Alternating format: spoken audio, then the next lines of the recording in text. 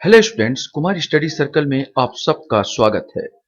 छत्तीसगढ़ राज्य कृषि विपणन मंडी बोर्ड परीक्षा 2023 को आगे बढ़ाते हुए आज हम लोग कृषि उपज मंडी अधिनियम 1972 के पार्ट 5 पांचवें भाग में वस्तुनिष्ठ प्रश्नों को देखेंगे।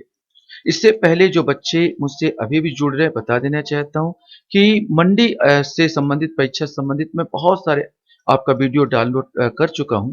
अगर आप मेरे वीडियो को देखना चाहते हैं तो मेरे प्ले लिस्ट में जाइए, जिसमें छत्तीसगढ़ राज्य कृषि विपणन मंडी बोर्ड परीक्षा वाला जो प्ले लिस्ट होगा उसको दबाकर सारे वीडियो को देख सकते हैं।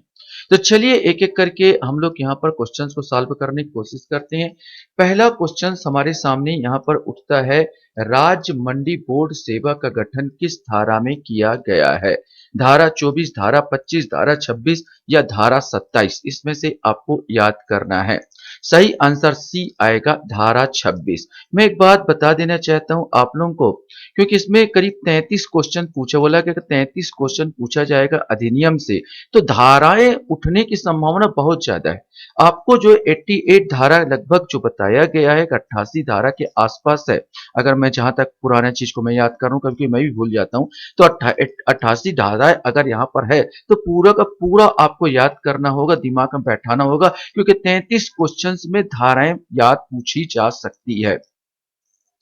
दूसरा क्वेश्चन हमारे सामने यहां पर आता है, मंडी समिति का प्रधान कार्यपालन अधिकारी कौन होता है? ये आपको बताना है। सचिव, अध्यक्ष, उपाध्यक्ष या संचालक? इसमें से कोई एक आएगा। यहां पर ध्यान रखेंगे, प्रधान कार्यपालन अधिकारी की बात कर रहा, तो प्रधान कार्यपालन अधिकारी मंडी समिति का सचिव होता है।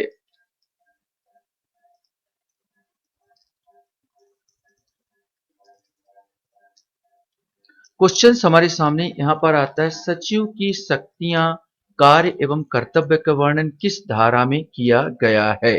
धारा 27, धारा 27 का, धारा 28 या धारा 28 का? इनमें से कोई एक आएगा। सही आंसर बी आएगा, धारा 27 का में जो है सचिव के शक्तियां एवं कार्य एवं कर्तव्यों का वर्णन किया गया है। मंडी समिति के सचिव को निम्न में से कौन सा कार्य नहीं है? मंडी समिति एवं उप समिति का बैठक बुलाना, मंडी समिति के मतदान में भाग लेना, बजट प्रस्ताव तैयार करना, मंडी समिति की ओर से सिविल या आपराधिक कार्यवाही संस्थापित करना?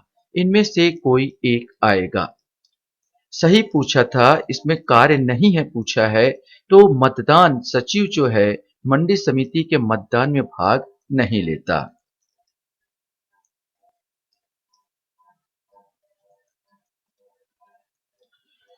क्वेश्चन हमारे सामने यहां पर आता है 5वां नंबर का, कि मंडी समिति हेतु किसी कर्मचारी पद का सृजन के लिए किसकी पूर्व अनुमति आवश्यक होगी? मंडी समिति का सचिव, राज्य सरकार या बोर्ड, संचालक या अध्यक्ष? इसमें से कोई एक। सही आंसर सी आएगा, संचालक। संचालक की अनुमति आवश्यक होगी। मंडी समिति हेतु का किसी कर्मचारी, देखो मंडी समिति हेतु किसी कर्मचारी पद का अगर कोई नया पद का सृजन करना है, पहले से है ठीक है, नया पद का सृजन करना है तो संचालक की अनुमति आवश्यक होगी। किसी मंडी समिति के किसी भी अधिकारी या सेवक का स्थानांतरण अर्थात ट्रांसफर कौन कर सकेगा? संचालक, अध्यक्ष, सचिव, उपरोक्त में से कोई नहीं। इसमें से ही कोई एक आपको बताना है। सही आंसर ए आएगा, संचालक को जाता है, किसी भी जो अधिकारी हो उसका ट्रांसफर आपको कर दिया जाए, कहीं भी कर दिया जाए, ये उसको ऑब्जेक्शन नहीं ले सकता कोई भी अधिकारी, ये उसका विशेषाधिकार है।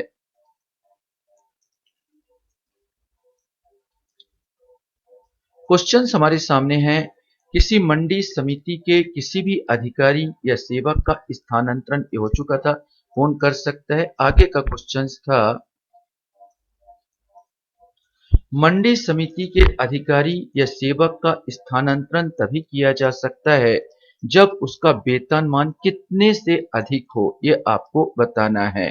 15,000 रुपए, 10,000 रुपए, 1,000 रुपए या 600 रुपए? सही आंसर डी आएगा, 600 रुपए से कम अधिक होनी चाहिए।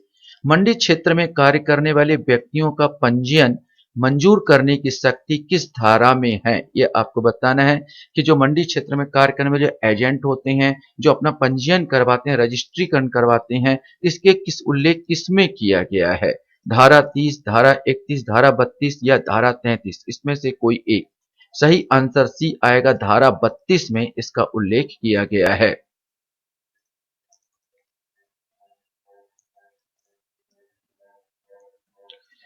क्वेश्चन हमारे सामने आता है, मंडी समिति पंजीयन की मंजूरी या उसके नवीनीकरण के लिए आवेदन पत्र प्राप्त होने की तारीख से कितने दिनों के अंदर पंजीयन मंजूर करने में चूक करती है? तो यह समझ जाएगा कि पंजीयन यथा स्थिति मंजूर कर दी गई है। 1 सप्ताह, 2 सप्ताह, 4 सप्ताह या 6 सप्ताह, इसमें से कोई एक आपको बताना है। सही आंसर डी आएगा, 6 सप्ताह के अंदर। 6 सप्ताह के अंदर मंडी समिति को हाँ या ना में जवाब देना होगा। या तो मंजूर कर लो या किसी कारण बताते हुए निरस्त करो। ऐसा नहीं करते तो उसको समझ लिया जाएगा आपको रजिस्ट्रीकरण हो गया है। क्वेश्चन हमारे सामने है, मंडी समिति निम्न कारणों से पंजीयन को निलंबित या रद्द कर सकती है? यदि पंजीयन कपट द्वारा प्राप्त की गई है, यदि पंजीयन का धारक दिवालिया हो गया हो, यदि पंजीयन का धारक किसी अधिनियम के अधीन किसी अपराध का सिद्ध दोष ठहराया जाए, उपरोक्त सभी। सही आंसर डी आएगा, उपरोक्त सभी कंडिका में निरस्त कर सकती मंडी समिति किसी भी व्यक्ति का पंजीयन या रजिस्ट्रीकरण। क्वेश्चन हमारे सामने यहां पर आता है, अधिनियम में अपील का प्रावधान किस धारा में किया गया है? धारा 33, धारा 34, धारा 35 या धारा 36, इसमें से कोई एक। सही आंसर बी आएगा, धारा 34 में अपील का प्रावधान किया गया है। अध्यक्ष द्वारा पारित किसी आदेश से व्यथित व्यक्ति कहां अपील करेगा? मंडी समिति में, संचालक को, उच्चतम न्यायालय में या राज्य सरकार को? सही आंसर ए आएगा, अध्यक्ष द्वारा अगर कोई प्रताड़ित हो रहा है व्यक्ति, उसे नाखुश है, तो आप मंडी समिति में क्या कर सकते हो? अपील कर सकते हो।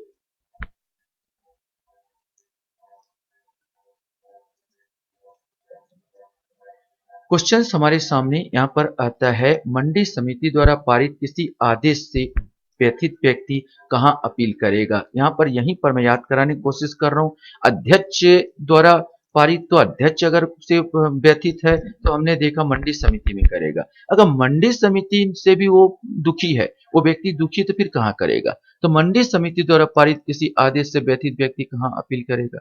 राज्य सरकार को, संचालक, उच्चतम न्यायालय को या उच्च न्यायालय को? इसमें से आपको बताना है। सही आंसर वो बी आएगा, संचालक को करेगा। और जहां ऐसा आदेश संचालक द्वारा पारित किया गया, तो व्यथित व्यक्ति किसे अपील करेगा? राज्य सरकार को, सचिव को, केंद्र सरकार को या उच्चतम न्यायालय को? तब वो व्यक्ति राज्य सरकार को अपील करेगा।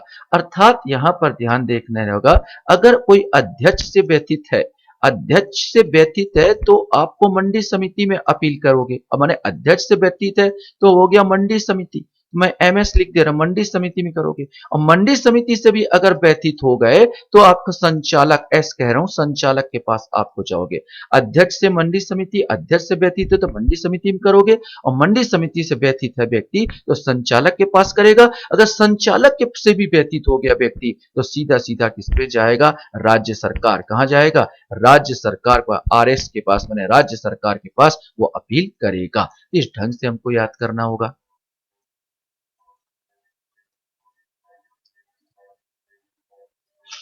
क्वेश्चन हमारे सामने यहां पर आता है, अध्यक्ष द्वारा पारित किसी आदेश से व्यथित व्यक्ति के कितने दिनों के भीतर अपील कर सकेगा? अब यहां पर है, दिन पूछ दिया भाई, अध्यक्ष द्वारा पारित किसी आदेश से व्यथित व्यक्ति कितने दिनों के भीतर अपील करेगा? 15 दिन, 10 दिन, 7 दिन या 3 दिन? इसमें से आपको बताना है। सही आंसर सी आएगा, 7 दिन आपको दिए जाते हैं। आप अध्यक्ष के द्वारा जो भी आप प्रताड़ित हो रहे हैं, अध्यक्ष द्वारा जो भी उसने डिसीजन लिया उससे व्यथित है, तो 7 दिन के अंदर आप कहां करोगे? मंडी समिति में सीधा सीधा अपील कर सकोगे। अब यहां पर क्वेश्चन हमारे सामने आता है कि मंडी समिति द्वारा पारित किसी आदेश से व्यथित व्यक्ति कितने दिनों के भीतर अपील करेगा? यहां पर क्या भाई मंडी समिति से भी आप व्यथित हो तो कितने दिन के अंदर करोगे? 15 दिन, 20 दिन, 27 दिन या 30 दिन? इसमें से आपको कोई एक आएगा। सही आंसर डी आएगा। 30 दिन दिया गया, 30 दिन के अंदर आपको अपील करना होगा अगर मंडी समिति द्वारा आप व्यथित हो गए हो। एक और क्वेश्चन इसमें पूछा जा सकता है कि भाई अगर अब संचालक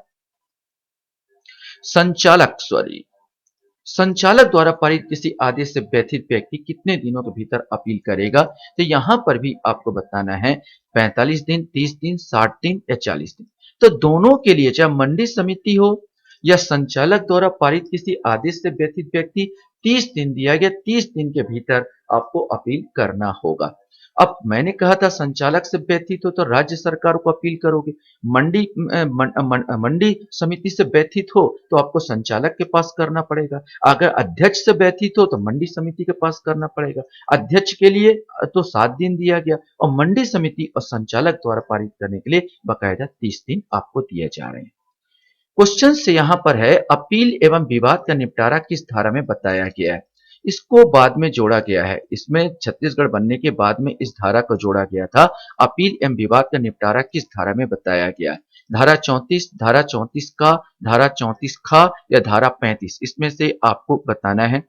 सही आंसर बी आएगा 34 का में इसको प्रतिस्थापित किया गया। 34 के बाद धारा 34, पहले जो अधिनियम मूल अधिनियम में 34 तक था, 34 का नहीं था, बाद में इसको 34 का जोड़कर अपील एवं विवाद का निपटारा वाला धारा जोड़ा गया है। क्वेश्चन हमारे सामने है बोर्ड के आदेश जो यथास्थिति धारा 32 का या धारा 33 का के अधीन पारित हो से व्यथित कोई व्यक्ति आदेश की प्राप्ति के कितने दिनों के भीतर राज्य शासन को अपील कर सकेगा? एक नया कंडिका यहां पर जोड़ के बताया गया कि बोर्ड के आदेश से जो यथा स्थिति धारा 32 और धारा 33 का के अधीन पारित हो से व्यथित कोई व्यक्ति आदेश की प्राप्ति कितने दिनों के भीतर राज्य शासन को अपील करेगा? 20 दिन, 30 दिन, 60 दिन या 40 दिन? सही उत्तर डी आएगा, 40 दिन के अंदर आपको अपील करना होगा। लास्ट क्वेश्चन आपके सामने है राज्य शासन द्वारा पारित किया गया आदेश इस धारा के अधीन अपील में दिए गए आदेश के अध्ययन रहते हुए कहां प्रश्नगत किया जा सकता है? अगर राज्य शासन ने भी कोई आदेश दे दिया उससे भी आप व्यथित हो तो भाई कहां प्रश्नगत कर सकते हो? सर्वोच्च न्यायालय में, उच्चतम न्यायालय में, विशेष न्यायालय में कहीं प्रश्नगत नहीं किया जा सकता। सही आंसर यही है। इसको भी किसी न्यायालय में राज्य शासन में अपील के खिलाफ या अपील को उसमें आपको कोई भी आदेश दिया हो तो आप इसको लेकर कहीं भी न्यायालय में नहीं जा सकते, माने कहीं प्रश्नगत नहीं किया जा सकता। आशा करता हूं ये वीडियो भी आपको अच्छा लगा होगा। आप लोग मेरे वीडियो को वॉच करते हो इसलिए धन्यवाद। Thank you very much.